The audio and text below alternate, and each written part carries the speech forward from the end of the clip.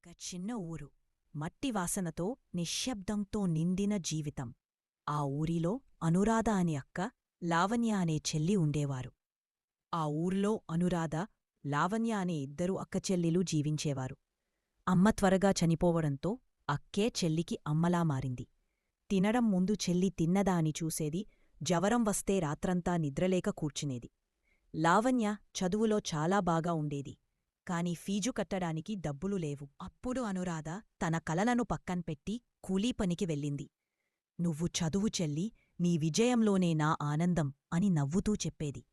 ఏళ్ల తరువాత లావణ్య పెద్ద ఉద్యోగం సాధించింది. మొదటి జీతం చేతికి రాగానే నేరుగా అక్క దగ్గరకు వచ్చి, ఈ రోజునుంచి నువ్వు పనిచేయనక్కర్లేదు అక్కా, ఇప్పుడు నన్ను నువ్వు చూసుకోనివివు అంటూ అక్కను గట్టిగా హత్తుకుంది.